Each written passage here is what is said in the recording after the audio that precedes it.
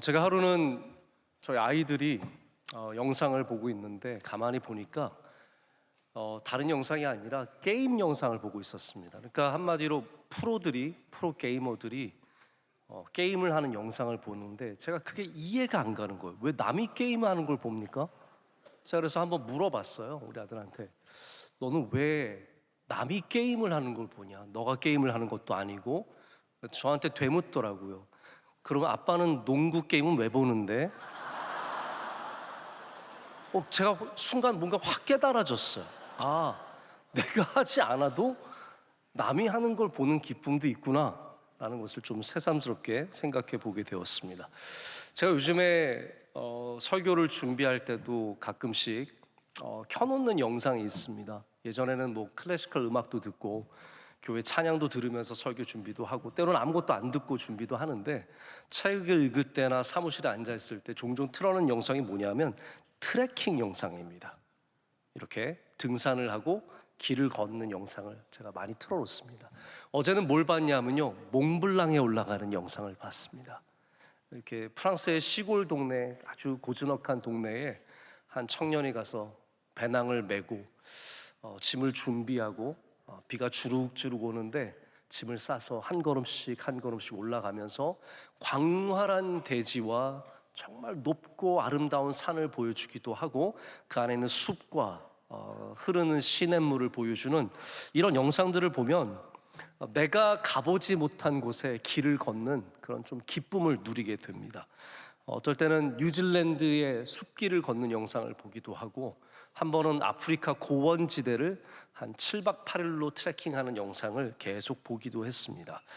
이런 것들을 보는 것이 저에게 참 마음의 평안함을 줍니다. 저는 길을 걷는 걸 참 좋아합니다. 그래서 틈만 나면 좀 밖에 나가서 걸으려고 하는데, 제가 좋아하는 우리 동네에 길이 있습니다. 여러분 혹시 아세요? 일자산 길 아십니까?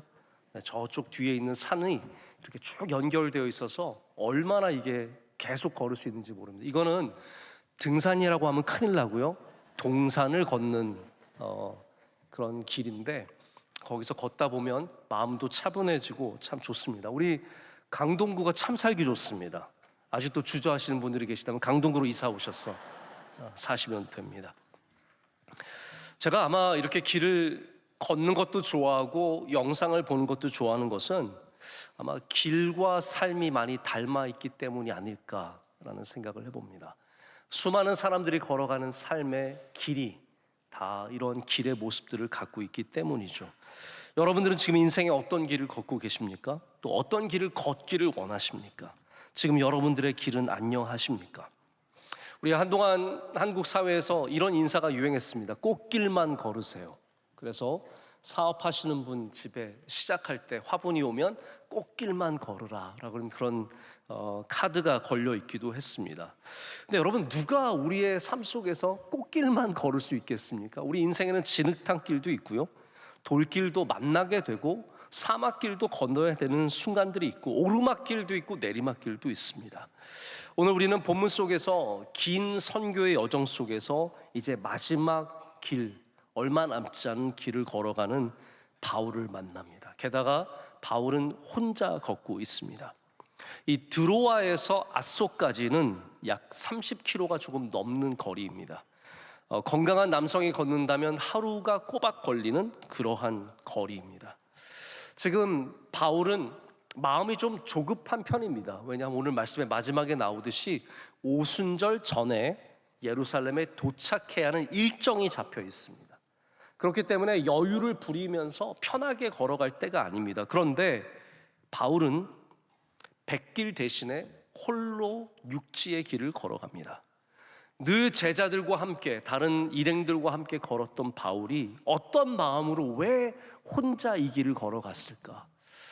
이 부분이 굉장히 저는 중요한 성경의 한 이야기가 있는 부분이라고 생각을 합니다. 특별히 제가 지난번 우리 성지순례 갔을 때 여기 드로아를 지나가면서 이 설명을 들으면서 그 바울이 걸었던 그 길을 생각해 보지 않을 수가 없었습니다. 왜 이 험한 길을 다른 사람들 없이 왜 혼자 걸어갔을까? 만약 저에게 좀 시간이 주어진다면 저도 한번 드로아에서 아소까지 한번 걸어가 보고 싶다라는 생각을 해보기도 했습니다.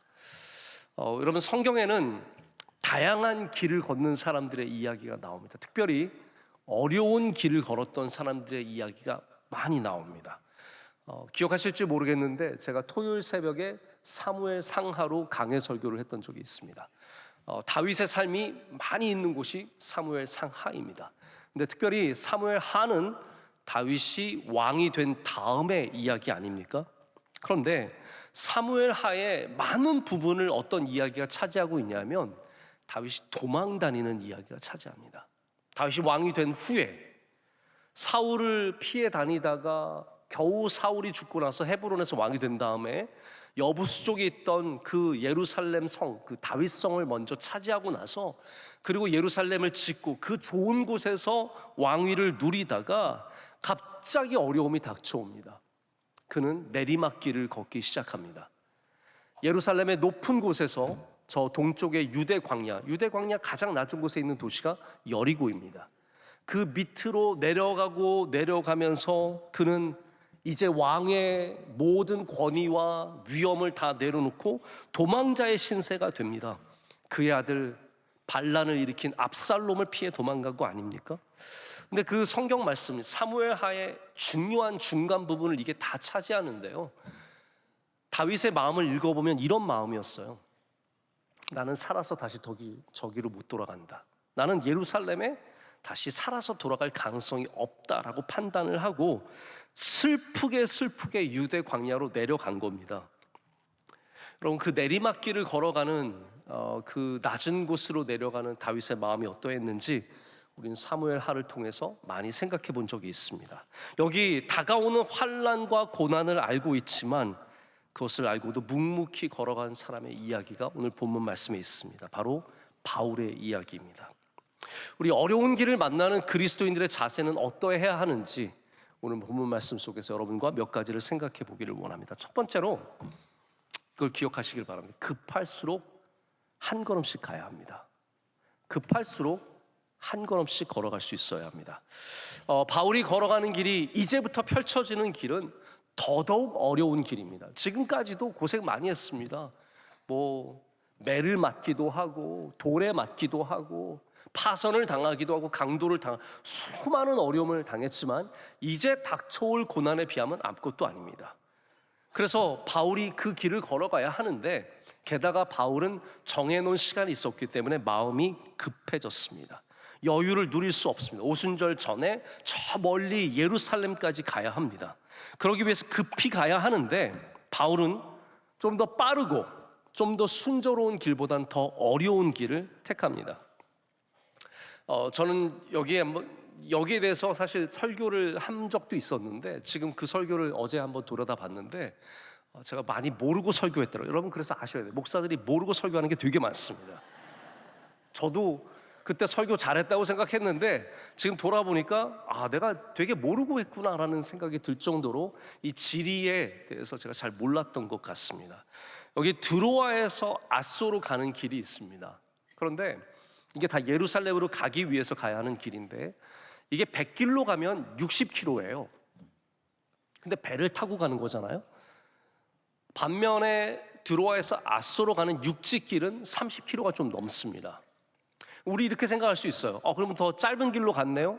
근데 여러분, 걸어가는 게 편해요? 배 타고 가는 게 편해요? 당연히 배를 타고 가는 게 편합니다. 누가 봐도 배를 타고 가는 것이 빠르고 편한데 바울은 그 길을 택하지 않습니다. 제자들을 먼저 보냅니다. 너희들은 배 타고 가라. 나랑 아소에서 만나자라고 하고 바울은 이 30km 넘는 길을 이 연약한 주의 종이 홀로 걸어갑니다. 여러분, 바울이 택한 방식이 무엇입니까? 급할수록 하나님과 더 깊이 만나는 것입니다. 우리 다른 방식으로 말하자면 우리 표현에 이런 말이 있습니다. 급할수록 돌아가라는 말이 있습니다. 이제 멀지 않은 오순절까지 예루살렘에 도착하기 위해서 서둘러야 하지만 그는 서두르기 전에 하나님 안에서 하나님과 홀로 되는 시간을, 이 깊이 들어가는 시간을 택합니다. 우리는 길이 급할수록 하나님과 충분한 시간을 보내지 못합니다. 제가 새벽에 교회에 나오기 위해서 가끔 차에 시동을 켜고 엔진이 소리가 잦아들기를 기다립니다. 그러면서 기도하죠. 잠시 기도를 합니다. 하나님, 오늘 하루를 주님께 맡깁니다. 그런데 엔진 소리가 잦아들면 바로 기도를 끊습니다. 빨리 가야 해요. 새벽 예배 빨리 가기 위해서 하나님과 기도할 시간이 없어요. 지금 예배 드려야지 언제 하나님과 기도합니까? 그래서 빨리 끊고 가게 됩니다. 우리 하루를 시작하면서 정말 귀한 기도를 하나님께 드리지만 우리 모두가 마음이 급하기 때문에 그 기도가 결코 길어질 수 없습니다. 우리가 어렵고 급한 길을 만나면 빨리 가야 하기 때문에 하나님과 충분한 시간을 함께 보내지 못하고 우리의 길을 가기에 급급해진다는 겁니다. 유학을 가는 학생들이 있다면 정말 유학 가기 전에 기도실에 들어가서 하나님 한번 붙잡아 봐야 되는 거 아니겠습니까? 결혼을 앞두고 있는 사람들이 있다면 해야 할 일이 태산이겠죠. 드레스 맞춰야죠. 예식장 잡아야죠. 이런 거 저런 거 구입하고 다녀야죠. 그러나 그 전에 신랑 신부가 함께 손이라도 잡고 원주 수양관에 가서 같이 기도의 시간 가져봐야 되지 않겠습니까? 아이를 출산하기 전에 어머니가 하나님 앞에 엎드려서, 물론 배가 나오면 엎드리기 쉽진 않겠죠. 그러나 정말로 하나님 앞에 서서 감사하고 또 아이의 앞날을 위해서 기도해 봐야 되는 것 아니겠습니까? 여기서 우리는 예수님의 모습을 떠올리게 됩니다. 왜냐하면 여러분 기억하시죠? 예수님께서 오병이어의 기적을 행하셨습니다. 물고기와 떡으로 5,000명의 남자에게 먹여주고도 남는 어마어마한 기적을 행하셨을 때 사람들이 그 기적에 너무나 놀라서 예수님을 왕으로 삼고자 막 몰려옵니다. 그때 예수님께서 어떻게 하십니까? 무리를 작별하시고, 성경에 그렇게 나와 있습니다. 무리를 작별하시고 산으로 혼자 기도하러 가십니다. 정말 중요한 결정입니다. 바울도 지금 같은 상황입니다. 여러분 드로아라고 하는 이 지역의 이름이 귀에 익숙하지 않으세요? 않으시겠죠. 네. 사실 드로아는 성경에서 상당히 중요한 장소입니다. 여러 가지 사건이 있었습니다. 먼저는 바울이 유럽으로 가게 된 이유가 바로 드로아에서 환상을 보았기 때문에 가게 된 것이었고, 이번에는 어떤 사건이 있었냐면 그때는 유럽으로 갈 때고 이제 유럽에서 다시 돌아갈 때입니다. 바울이 드로아에서 말씀을 전하는데 말씀이 깊어지기 시작한 거예요. 여러분, 우리는 예배를 다 끊어야 됩니다. 제가 이 이야기를 사실 저는 2시간도 할 수 있습니다. 너무 중요한 얘기예요. 그러나 제가 2시간을 하면 교회에서 쫓겨나기 때문에 할 수 없는 거죠. 근데 바울 때에는 뭐 그런 게 있습니까? 함께 모여서 저녁 내내 말씀을 나누는 거예요. 강론하고 말씀을 나누고, 그러니까 사람들이 깨달으면서 좋으니까 이게 밤이 깊어졌습니다. 그럴 때 그래서 목사들은 좀 설교도 자를 줄 알아야 되는 것 같아요. 여기 청년이 졸고 있었습니다. 여러분, 조는 모든 그 죄는 그 사람에게 있는 것이 아니라 설교자에게 있습니다. 오늘 조시는 분들, 네, 괜찮습니다. 죄인이 아닙니다. 근데 조심하세요. 떨어져 죽지는 않도록 조심하셔야 됩니다. 유두고가 어떻게 됩니까? 3층에 앉아 있었던, 창가에 앉아 있었던 이 청년이 밤이 늦어서 말씀을 듣다가 졸다가 떨어진 거예요. 저 위에 조심하십시오. 항상 조심하십시오. 떨어져서 죽었습니다. 모든 사람들이 판단했을 때 죽었다라고 했을 때 바울이 다가가서 그를 안고 기도하니까 유두고라는 청년이 살아났어요. 얼마나 놀랍습니까? 예수님의 오병이어의 기적에 비하면 아무것도 아닌 작은 스케일이지만 그래도 사람이 살아나는 놀라운 기적을 봤기 때문에 이 바울에 대한 명성이, 그리고 나서 바울이 유두고랑 계속 밤새 말씀을 나누고 이 이야기를 전하는 것이 바로 전절에 나와요. 그런데 사람들이 이 바울을 보려고 바울에 대한 소식을 듣고 몰려올 이 즈음에 바울은 그들과 작별합니다. 그는 예수님처럼 홀로 하나님과 만나는 시간을 갖기 위해서 아소까지 걸어가게 됩니다. 여러분, 우리가 길을 가려면 항상 우리는 무엇인가를 뒤로 할 줄 알아야 합니다. 이 기적의 잔상이 남아 있겠지만, 놀라운 역사의 잔상이 남아 있겠지만 그것을 뒤로 하고 내가 가야 할 길을 걸어가야 되는 것 아니겠습니까? 때로는 그것이 바로 홀로 되는 시간입니다. 우리가 급할수록, 내가 중요한 사람이 될수록 우리는 더욱더 하나님 앞에 홀로 서는 시간을 가져야 합니다. 그래야 우리의 길이 헷갈리지 않습니다. 내가 걸어가야 할 길이 바뀌지 않습니다. 그래야 우리의 방향이 틀어지지 않습니다. 하나님은 우리가 서두르는 상황 속에서 어떻게 대처하는지, 어떻게 살아가는지 우리의 모습을 관심 깊게 보십니다. 급하면 우리는 다 짜증이 나기도 하고 마음이 혼란해지고 불평이 생깁니다. 그러나 우리가 서두르기 전에 먼저 우리의 호흡을 가다듬고 다시 하나님을 온전히 만나는 시간을 가져야 할 줄로 믿습니다. 여러분, 앗소까지 걸어갈 수 있는, 하나님과 동행하며 주님의 말씀을 붙잡으며 우리 걸어갈 수 있는 저와 여러분 되기를 원합니다.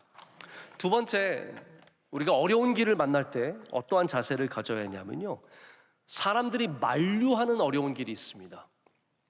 사람들이 만류하는 어려운 길도 때로는 옳은 길임을 알아야 합니다. 우리가 걸어가는 길이 아무리 옳고 바른 길이어도 모든 사람들이 박수 쳐주진 않습니다. 여러분, 오늘 예배하러 나오는 거 얼마나 귀한 길입니까? 길가에 사람들이 박수 쳐줬습니까?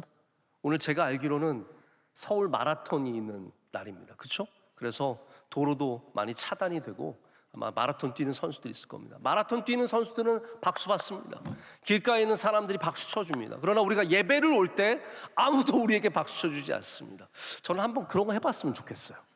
우리 남성교회, 여성교회가 막 여기 일렬로 서가지고 들어온 분들한테 오세요, 조금만 더 들어가면 예배당입니다, 힘을 내세요. 네, 제가 잠시 흥분했었는데 가라앉히고, 제가 근데 조심스럽게 말씀드리는 것은 만류하는 길이 만류를 받아야 할 때도 있지만 우리가 정말로 가야 하는 길일 때도 있다는 것입니다.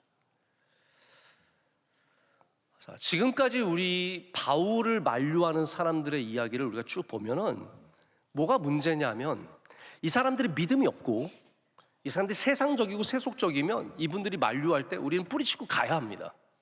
당연하겠죠.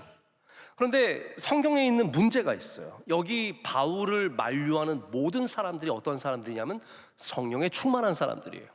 이게 우리를 헷갈리게 하는 겁니다. 이게 어려운 지점이에요. 여기 예수님 잘 믿는 사람들이, 교회 잘 다니는 사람들이, 때로는 목사님이, 장로님이, 내 주변에 기도 많이 하시는 분이 야, 거기 어려운 길이야, 가면 안 돼라고 만류하면 여러분 어떻게 해야 되겠습니까? 제가 이 예루살렘 가는 이야기를 사도행전에 있는 말씀이니까 최소한 30번 이상 읽었습니다. 수십 번 읽었습니다. 근데 제가 여기 걸리는 부분이 있어요. 저는 이걸 좀 여러분께 말씀을 드리고 싶어요. 왜 바울을 만류하는 사람들이 다 성령 충만한 사람들인가? 그러면 성령 충만으로 만류하면 우리 가지 않아야 되는 것은 아닐까? 그러면 성령 충만이 틀린 것인가? 자, 보십시오. 제가 그 증거들을 보여드릴게요. 다음 장에 가면 21장 4절에 바울의 제자들이 바울을 만류합니다. 이렇게 말합니다. 제자들을 찾아 거기서 이래를 머물더니 그 제자들이 뭐라고요? 성령의 감동으로예요. 성령의 감동으로 바울더러 예루살렘에 들어가지 말라 하더라. 성령의 감동으로 가지 말라고 했습니다. 이것뿐만이 아닙니다. 이제 바울이 어디까지 가게 되냐면 이제 이 다 만류를 뿌리치고 가이사라까지 갑니다. 가이사라는 예루살렘의 가장 가까운 도시 중에 하나입니다. 이제 예루살렘이 코앞에 다가왔어요. 예루살렘의 서쪽에 있는 지금의 텔아비브 북쪽에 있는 해안 도시입니다. 여기 누가 있었냐면 빌립이라고 하는 7 집사 중에 한 명이 있었습니다. 여러분 아시죠? 사도행전 초반에 7 집사를 뽑습니다. 그 중에 하나가 스데반이고, 이 사람들이 각각 지역에 흩어져서 사역을 했는데 빌립은 가이사라에 가게 된 겁니다. 근데 가이사라에서 빌립이 4딸이 있었는데 4딸 다 성경에 뭐라고 되어 있냐면 예언을 하더라 라고 되어 있어요. 다시 말해서 예언은 성령 충만입니다. 예언을 하는 딸들을 데리고 있었는데 여기에 바울이 가서 머물게 됐습니다. 근데 여기에 또 누가 내려오냐면 유대에서 아가보라고 하는 선지자가 내려옵니다. 선지자가 내려와서 옛날에 뭐 이사야가 에스겔이 했던 것처럼 어떠한 행위를 통해서 앞으로 일어날 일을 말합니다. 이것이 21장 11절에 나옵니다. 뭐라고 되어 있냐면 우리에게 와서, 이게 바울과 일행들의 이야기입니다. 바울의 띠를 가져다가 자기 수족을 잡아매고 말하기를, 누가 말씀하시되? 성령이 말씀하시되 예루살렘에서 유대인들이 이같이 이 이띠 임자를 결박하여 이방인의 손에 넘겨주리라 하거늘.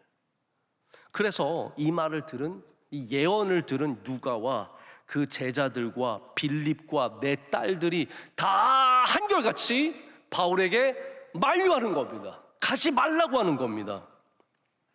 자, 여러분 어떻게 하시겠어요?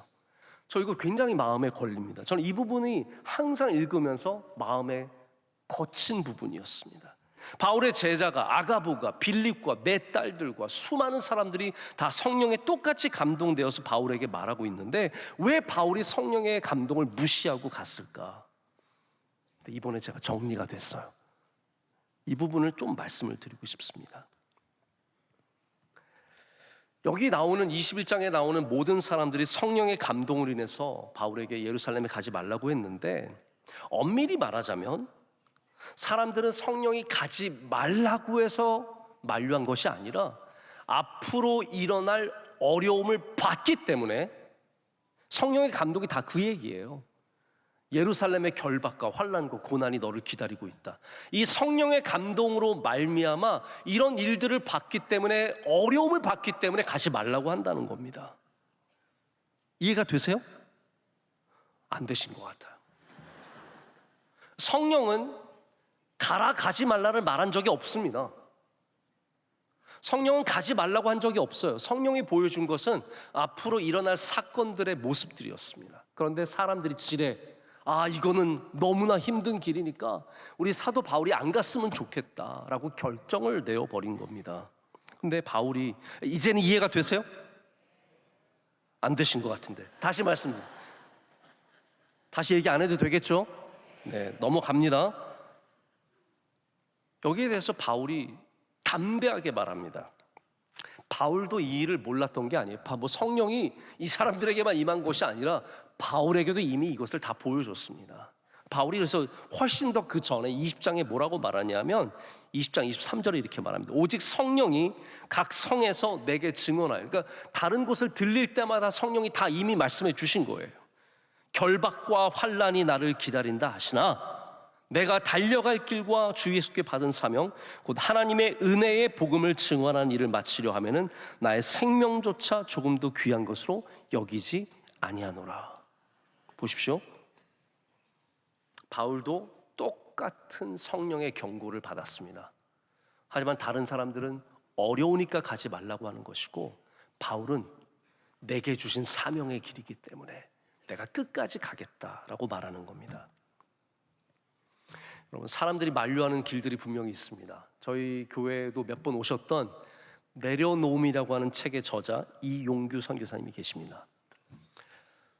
이 선교사님 제가 생각이 난 이유는, 선교사님 딸이 몇 주 전에 결혼을 했어요. 근데 누구랑 결혼을 했냐면 유명한 골프 선수들 김주영, 탐 킴이라고 하는 선수와 결혼을 했습니다. 이거 거의 비밀리에 했기 때문에 많은 사람들이 모르는 이야기인데, 자, 그래서 야, 선교사님은 맨날 내려놓음도 쓰시고 내려놓는다고 하는데 더 내려놓음도 다 얻으시네? 뭐 이런 생각을 했어요. 근데 이 선교사님께서 뭐 아시는 분들 아시겠지만 서울대 하버드 출신입니다.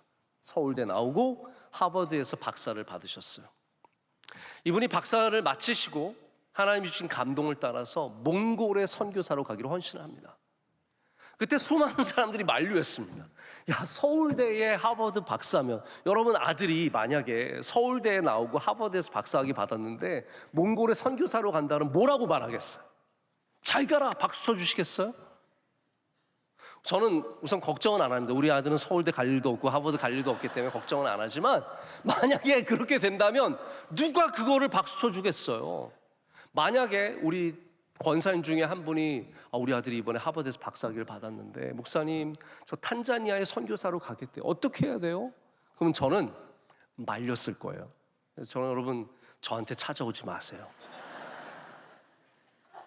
저는 좋은 주님의 종이 아닙니다. 네. 돌팔이에 가까워요. 네. 저는 말렸을 거예요. 왜? 야, 서울대 만약 학교에서 하나님이 탄자니아만 있어? 탄자니아에만 가면 하나님 계신 거 아니잖아. 여기 왜 학교에서 학생들 가르치면서 학생들에게 복음을 전하고 선교하면 얼마나 많은 선교를 할 수 있는데 꼭 탄자니아 가야 돼?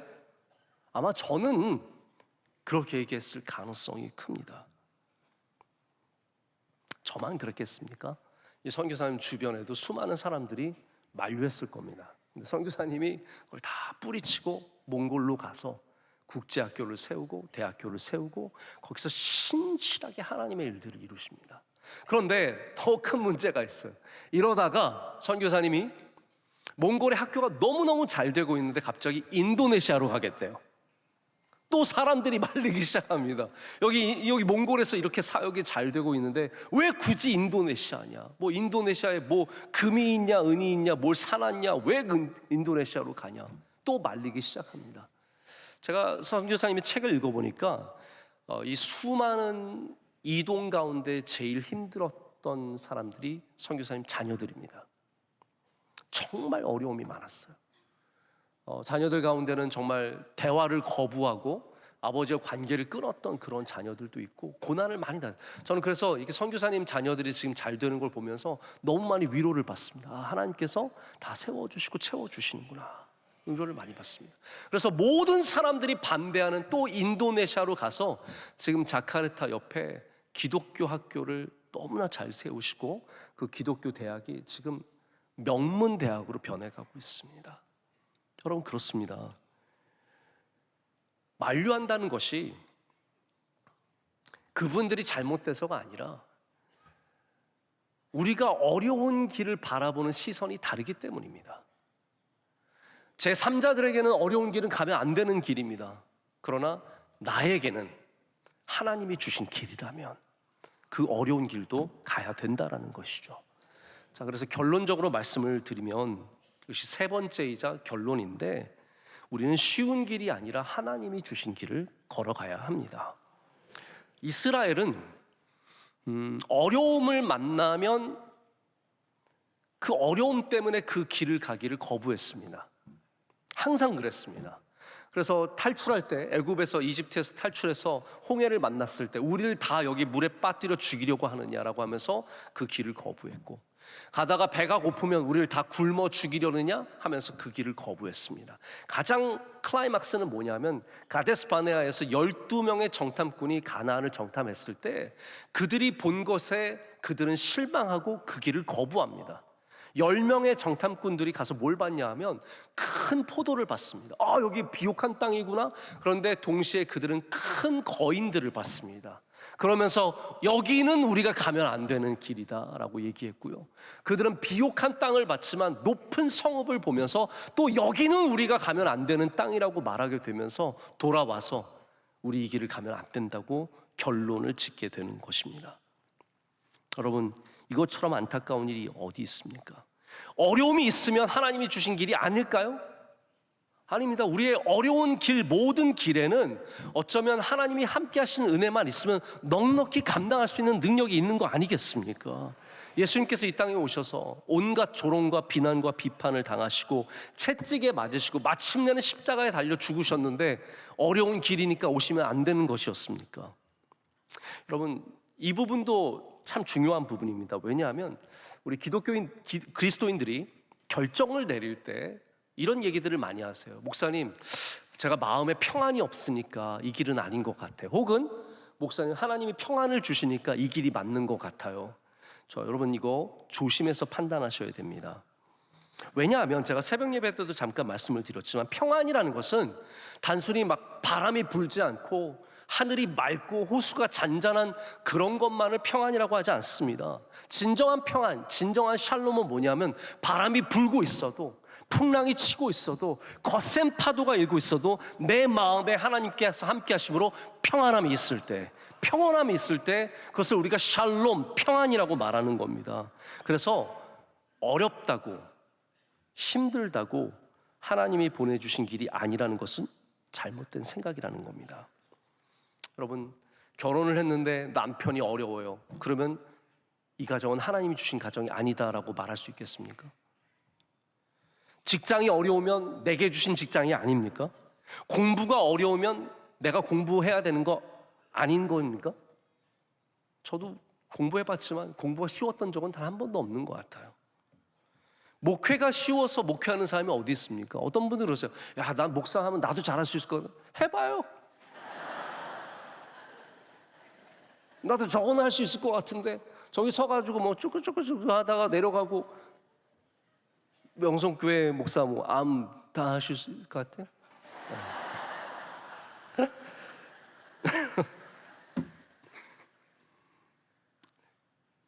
쉬운 길이 세상에 없습니다. 우리가 걸어가야 할 길이 있을 뿐입니다. 수많은 편안한 길을 택했던 사람들이 쉬운 길, 그게 기준이 되는 거예요. 나는 쉬운 길을 가리라. 그게 기준이 되면 자꾸 쉬운 것만 찾게 되고 편안한 것만 찾게 되는데, 그 길을 걸어갔던 사람들이, 성경에 나온 사람 다 실패합니다. 아브라함의 조카 롯이 소돔과 고모라, 그 물 많은 땅, 쉬운 길을 찾아갔다가 거기서 멸망하는 거 아니겠습니까? 여러분, 비판을 받지 않는 길, 고난을 당하지 않는 길, 편안하고 안정된 길만이 좋은 선택은 절대로 아닙니다. 우리에게 가장 좋은 선택은 하나님이 주신 길, 하나님이 함께 하시는 길이라는 겁니다. 말씀을 뵙습니다. 오늘 우리는 이 본문의 말씀을 통해서 길을 걸어가는 한 사람을 봤습니다. 바울은 드로아에서 아소까지 혼자 걸어갔습니다. 왜 혼자 걸어갔습니까? 이것은 단순히 이동이 아닙니다. 포인트 A에서 포인트 B까지 가는 이동이 아니라 그가 다시 사명을 붙잡고 되새기는 길이었기 때문입니다. 바울은 다 알고 있었습니다. 예루살렘에 가면 결박과 환난이 그를 기다리고 고난이 기다리고 있었지만, 그럼에도 불구하고 그는 그 길을 담대하게 걸어갔습니다. 왜냐하면 하나님이 주신 길이었기 때문입니다. 예수님께서 바로 그렇게 예루살렘으로 가셨습니다. 바울도 예루살렘으로 갔고요, 예수님께서도 예루살렘에 가셨습니다. 예루살렘에 들어갈 때 모두가 예수님 왕이 되시는 줄 알고 호산나 왕의 이름으로 오시는 이여 찬양했지만, 예수님의 마지막에 기다리고 있었던 것은 왕의 자리가 아니라 십자가였습니다. 다 알고 계셨지만 그 길이 하나님께서 주신 길이었기 때문에 그 어려운 길을 한 걸음 한 걸음 걸어가셨습니다. 우리 인생에도 이런 순간이 있지 않겠습니까? 길이 어렵습니다. 사람들이 말립니다. 앞이 보이지 않습니다. 그때 우리가 이런 질문들을 많이 하죠. 이 길이 맞습니까? 근데 여러분, 믿음을 가지면 우리의 질문이 달라집니다. 이 길이 맞습니까? 틀립니까가 아니라 이 길이 하나님이 주신 길입니까? 오늘 우리는 이렇게 기도해야 합니다. 하나님, 우리 쉬운 길을 달라고 기도하지 않겠습니다. 하나님이 주신 길을 걸어갈 수 있는 믿음을 주시옵소서. 어려움이 있어도 여러분, 예루살렘까지 가시기를 축복합니다. 이 앗소로 걸어가는 길 가운데 다시 한번 우리의 사명을 되짚고 다시 붙잡고, 그리고 예루살렘을 향해 걸어간다면 거기에서 예비하신 하나님의 은혜가 반드시 우리 가운데 있을 줄로 믿습니다. 기도하겠습니다. 하나님 아버지, 감사합니다. 우리 다 이 세상에 편안한 길이 있지만 하나님, 예배자의 길을 걷게 하심을 감사합니다. 오늘도 이 길을 따라 여기까지 왔습니다. 우리 세상의 편안함을 내려놓고 주님 앞에 온 모든 사랑하는 백성들에게 하나님께서 크신 은혜로 함께하여 주시며 한없는 긍휼을 우리 가운데 내려 주시옵소서. 우리 다 앗소로 예루살렘으로 잘 걸어가는 주의 백성들 되게 하여 주시옵소서. 예수님의 이름으로 기도드립니다. 아멘.